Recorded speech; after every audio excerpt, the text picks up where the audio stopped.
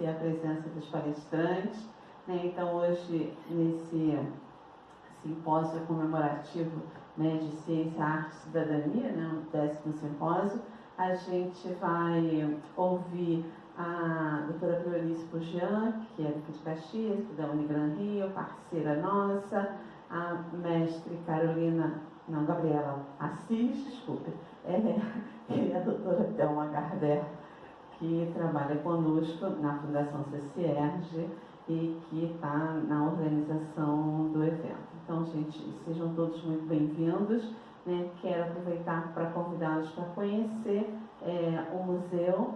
A gente está com 2 exposições, uma exposição no Parque da Novinha, que acabou de ser inaugurada na última quinta-feira, que fala da questão dos animais ameaçados de extinção da Mata Atlântica e da Mata Atlântica, né? Animais esses inseridos na Mata Atlântica. Então, essa questão é uma questão bastante forte aqui em Caxias, tem tudo a ver conosco. Então, eu acho que vale a pena conhecer. Temos também uma segunda exposição no 3º andar e também essas 2 exposições aqui no 1º piso. Então, vocês estão convidados a conhecer. Se vocês quiserem visitar, precisa só falar, porque a visitação não está aberta por conta da infraestrutura, não está livre, como sempre foi. Então, agora é um pouquinho controlada, mas se vocês quiserem visitar, a gente viabiliza a visitação. Tá bom simpósio a todos, muito obrigada pela presença, obrigada pela oportunidade de realizar o simpósio aqui no Museu Ciência e Vida. O olhar da cultura e o olhar também das artes é que inserimos essa palestra nesse simpósio. Então, a ideia aqui é mostrar alguns quadros, algumas obras que têm como tema principal ou como tema paralelo a água e discutir um pouco essas obras dentro do contexto no qual elas foram produzidas, né? Então, a gente começou aqui com esse quadro do Monet, que são as ninféias, né, parte de uma série que ele tem que se chamam As Ninféias. E aqui, esse título que eu coloquei, Águas Calmas, só que não, é um pouco para a gente pensar de que maneira hoje nós olhamos esse tipo de obra de arte, né, a obra do Monet, e como ela nos parece hoje. Com Renoir, Degas, Cézanne um pouquinho mais à frente, eles juntos, né, no final do século XIX, começo do século XX, eles se juntaram e começaram a pesquisar novas formas de retratar a natureza, né? E a esse movimento, né, falando assim muito rapidamente, se deu o nome de impressionismo, principalmente por causa desse quadro do Monet, né, que é o Sol Poente, Impressões do Sol Poente, que é o nome desse quadro, e daí vem o nome de impressionismo, né, do estilo que, na verdade, seria a impressão que a gente tem de uma determinada paisagem, do mundo à nossa volta, né? Não seria a pretensão de reproduzir realisticamente, né, o mundo à nossa volta, como uma fotografia, por exemplo, teria, né, ou poderia ter, mas é a impressão que se tem ao olhar uma paisagem, ao olhar o mundo à nossa volta. E aí a gente vai ver, né, que o que caracteriza o impressionismo são as pinceladas interrompidas, a luz, né, principalmente a luminosidade. O Monet fez vários estudos com ele, por exemplo, que ele pegou uma catedral e ele pintou em diferentes horas do dia a mesma catedral. E aí você tem uma sucessão de quadros, que, né, são quadros diferentes, pura e simplesmente por conta da iluminação que incide de forma diferente naquele objeto. E a ideia da água, ela vai aparecer muito no impressionismo exatamente pela flutuação, pela relação que esse objeto, né, a água em si, tem com a luz, né, os efeitos visuais que são produzidos a partir do movimento da água com a luz. Aí aqui a gente vou mostrar para vocês alguns quadros, né? Esse daqui do Monet, esse do Monet também. Os quadros do Monet, principalmente os quadros no fim da vida, né, que ele vai pintar lá em Giverny, que foi onde ele passou o final de sua vida, a gente vai ter essa ideia do que é borrado, né, que não tem contorno, né, do que não, o impressionismo se caracteriza muito por isso também, porque são desenhos, são formas que não têm contorno, elas são quase que esfumaçadas. Mas isso, ao final da vida do Monet, até em função do problema de visão que ele adquiriu com a idade, isso fica cada vez mais difuso. Então, os quadros dos seus últimos tempos, dos seus últimos anos, são ainda, como se ele tivesse levado o impressionismo esgarçado ao máximo. E muito também em função do problema da visão. E aí a gente vai ver todos esses quadros assim, que a gente não tem, a gente quando olha de longe percebe, né, tem uma visão de um todo, de uma imagem, de uma informação visual, mas se você olha de perto, você vê que são pinceladas interrompidas e que nem fazem tanto sentido. Né? A gente tem um outro pintor que também vai, né, dentro dessa ideia, que é o Pissarro, que na verdade ele foi, né, contemporâneo do Monet, mas a gente não ouve falar tanto nele, porque ele literalmente foi eclipsado pelo Monet, que era um gênio, teve uma produção imensa. Então, mas o Pissarro, ele é igualmente genial, né, nos traçados, na forma como ele pintou, na forma como ele compôs as paisagens. O sentido, né, que a gente está vê em falar sobre esses quadros, né, num simpósio como esse, né, que está falando um pouco de ciência, de arte, cidadania, é principalmente a pauta dessa agenda, que, como eu tinha falado para vocês, tem esses 17 objetivos que são objetivos integrados e indivisíveis, que foram compostos, né, lá em 2015, e a ideia é que até 2030 esses pilares, né, que teoricamente baseariam uma sociedade sustentável, teriam que ser contemplados. E nesses pilares, eles vão falar claramente sobre igualdade de gênero, educação de qualidade, redução das desigualdades, saúde, bem-estar, paz, justiça e instituições eficazes. Né? Então, esses são alguns dos objetivos dessa Declaração Universal da ONU. Aqui a gente tem mais imagens, né? Então, tem um rio ali, isso aqui ainda é Pissarro. Aqui também Pissarro, isso aqui é o Rio Sena, que hoje é bem diferente disso, né? Desse fluxo aí tem muito mais gente passando por ali. Aqui a gente tem o Renoir, que é também um impressionista, mas ele tem muitas paisagens, mas a figura humana também é bem mais presente do que nesses outros dois primeiros que eu citei aqui para vocês. Né? E aí, a gente pensar um pouquinho, né, sobre qual é não a mensagem no sentido moral da história, não é isso, porque é muito, né, uma obra de arte, ela vai muito além disso. Mas se tem alguma coisa que ela nos sopra, né, dentro desse contexto aqui, é a gente pensar um pouco na ideia dos impressionistas e da diversidade. Hoje, a gente olha uma obra do Monet, todas essas obras que a gente olhou, são obras que inspiram uma certa calma, que dão uma certa serenidade. Só que no momento em que elas foram lançadas, elas foram totalmente rejeitadas, houve uma reação muito forte de público e de crítica, principalmente porque eram imagens sem contorno. Então, eram imagens difusas, que misturavam uma com a outra, e isso causava uma angústia enorme, porque a ideia de que você não pode definir algo, de que você não pode compartimentalizar as coisas. E isso gerou uma crítica enorme. Né? E o que isso pode ter a ver com diversidade? Então, eu trouxe esse pequeno pedaço desse texto para a gente pensar um pouco sobre essas questões. Então, eu vou ler. A ausência de contornos nítidos e o grau inusitado de abstração das pinturas causaram um impacto negativo. Diante daquilo que não conseguiam conter entre bordas nítidas, uma explosão de fúria e insensatez.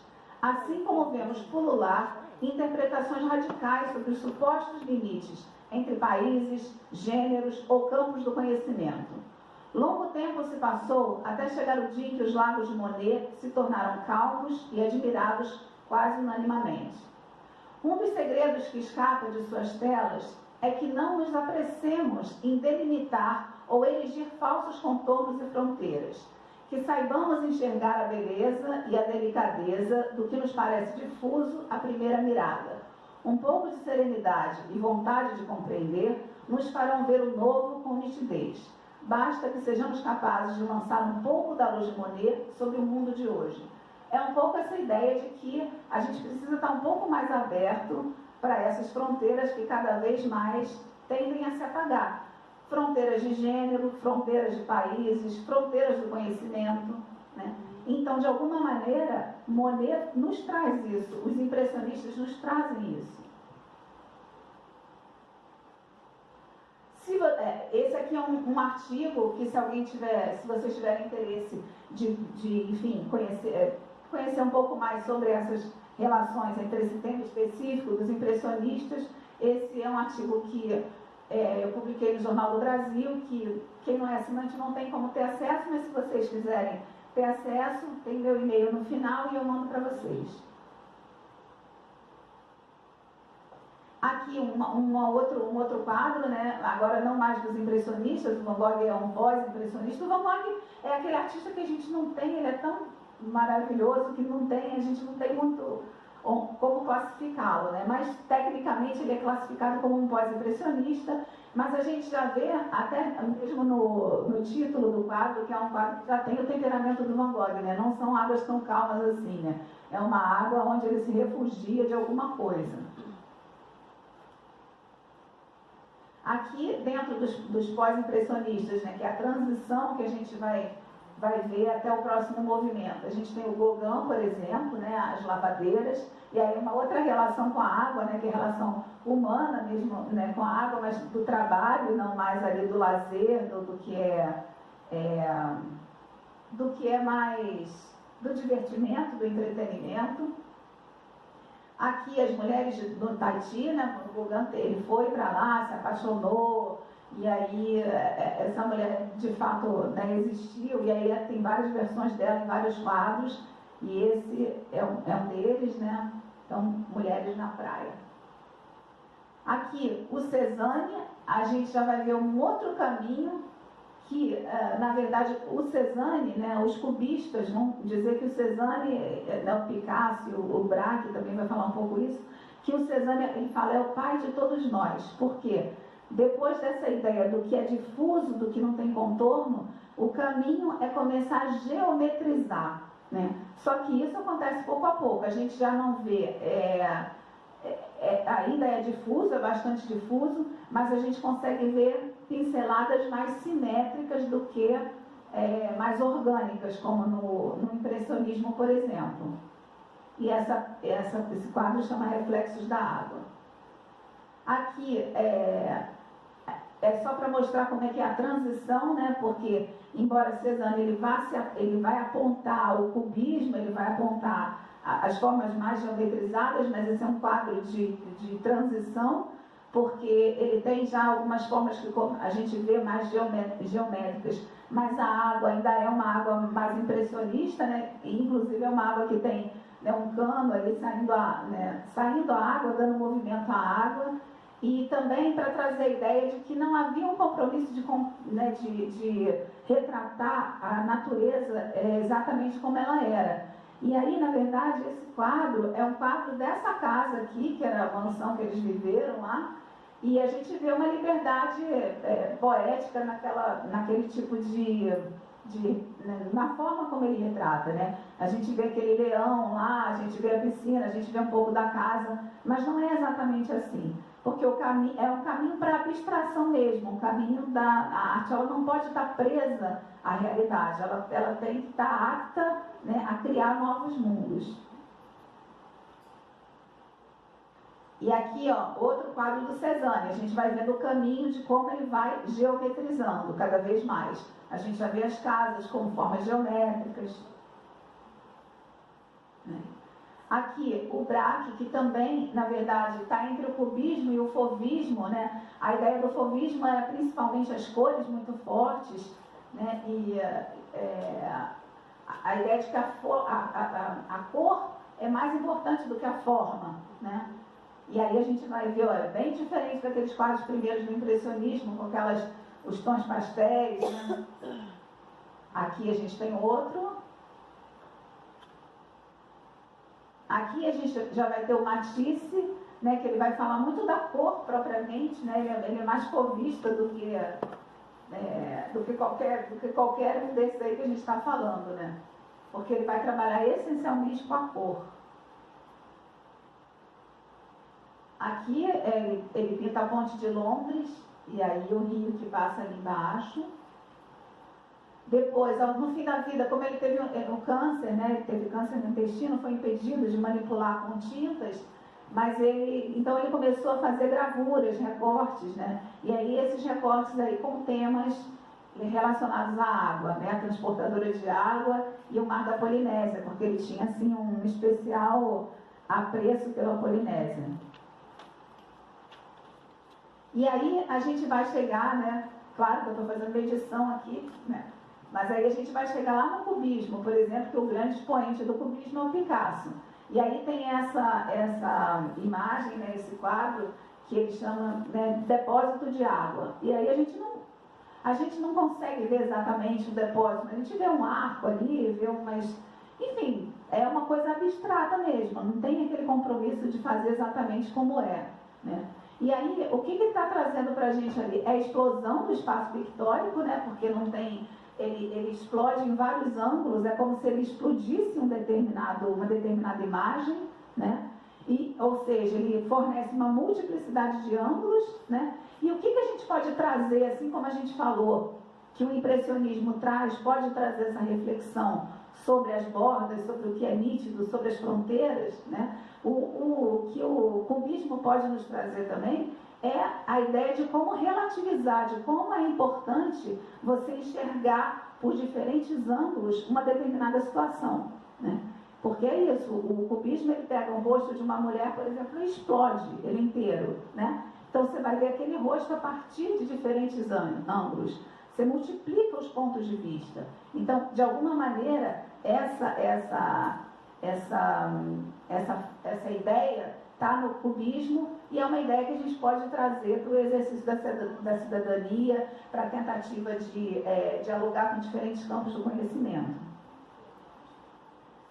Esse aqui é um outro artigo que trabalha um pouco esse conteúdo aqui que a gente está falando, né, da ideia do que é relativo, né, com a ideia da cidadania, que vai aparecer um pouco lá na ciência do Einstein, que vai aparecer em Picasso, e que deveria, a gente espera fortemente que apareça, né, na construção da cidadania. Aí também, se alguém tiver interesse, eu envio. E aqui, para ir fechando, isso foi uma campanha da Petrobras, isso em 2012, que era uma campanha que tinha vários quadros de pintores, na verdade 3, era Van Gogh, Renoir e Monet. E aí eles colocavam essa fala aí, a água de verdade é mais valiosa, com todo respeito a Renoir. Que eu acho que na verdade é tudo que a gente não deve fazer, porque uma coisa não se opõe à outra, né? Não se trata de uma competição entre o que é mais importante, se é a cultura, se é a arte ou se é a ciência. Não é, até porque um povo que é mais educado, que tem mais acesso à cultura, que é produtor de cultura, ele muito provavelmente ele vai saber gerir melhor os recursos naturais. Então, você cria alimenta uma incomunicabilidade, uma antítese que não deveria existir, né? Um antagonismo que não deveria existir. E é curioso que isso foi, né, uma campanha da Petrobras em 2012, antes da agenda de 2030. E aí, para terminar, eu queria deixar essa reflexão mesmo, né? A ideia aqui é que a gente, quando pensa num mundo sustentável, a gente tem que pensar nessas diferentes formas de conhecimento e intercambiar o máximo que a gente puder. Né? Porque se a gente desmata agora, a gente fica sem alimento, né? Mas se a gente também não transforma socialmente, né, no que é necessário transformar, a gente também contribui para a simetria dos processos decisórios e a gente ameaça esses pilares que são tão importantes, mas que cada vez mais eles precisam extrapolar a ideia dos recursos naturais, que são absolutamente importantes, mas está muito além disso, né? Tem toda uma abordagem social, cultural e artística também, que ela é fundamental para a gente ter um mundo plural, né? E um mundo que a gente possa, de fato, transformar. E aí também tem esse artigo, se alguém tiver interesse, para a gente falar depois, ou enfim, posso enviar para vocês. Então, muito obrigada. Vamos à próxima palestra. Ela, que vai falar um pouco também sobre mito, falando um pouco dentro dessa ótica que a gente está falando aí da cultura e da arte. Oi, pessoal, bom dia. Bom dia.